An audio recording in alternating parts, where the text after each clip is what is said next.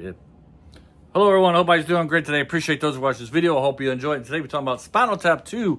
The end continues. I guess Spinal Tap 3 would be the end is the end.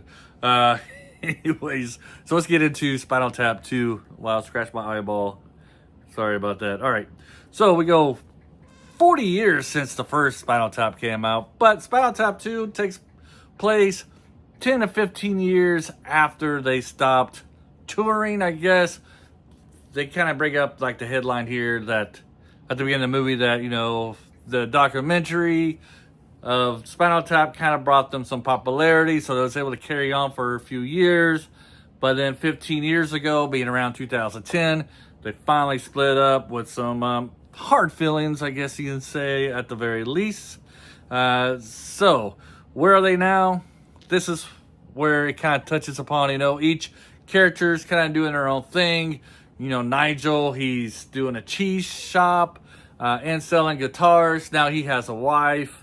You know, he still loves talking about his guitars, but then instead of talking about, you know, the amp goes to 11, he's talking about how one of his guitar's special feature is if you turn it over, you open up a little door compartment and you can find some cheese. And I believe you can have like a little knife and crackers in there so you can eat your cheese and crackers while playing your guitar.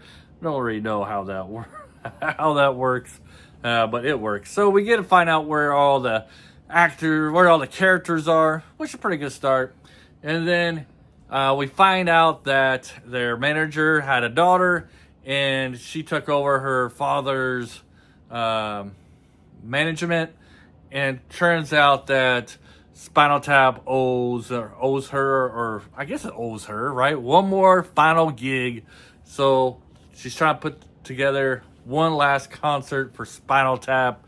And, you know, we get the process of them finding new drummers.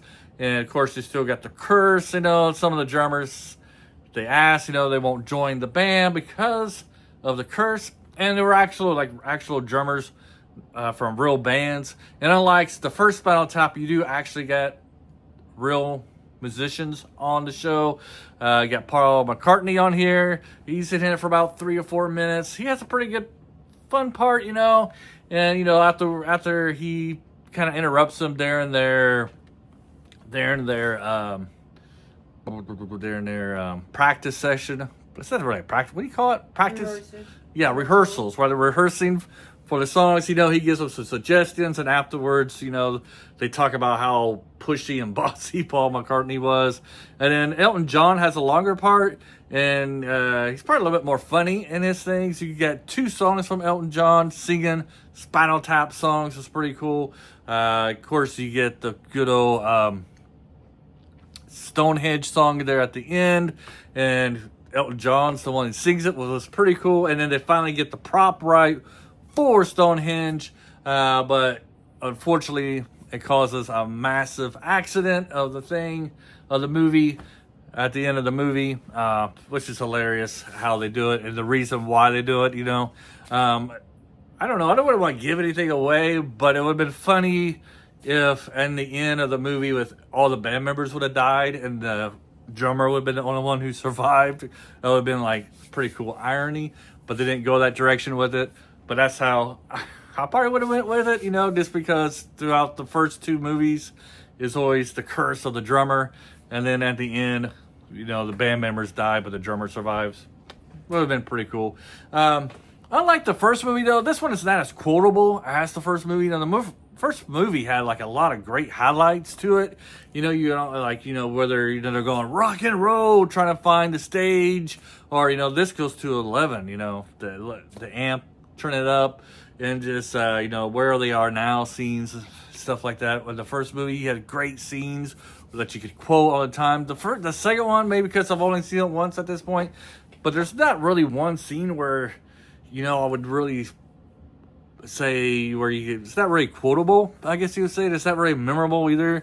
To me, the most memorable part is probably the last 5 or 10 minutes when they're singing Stonehenge and with Elton John.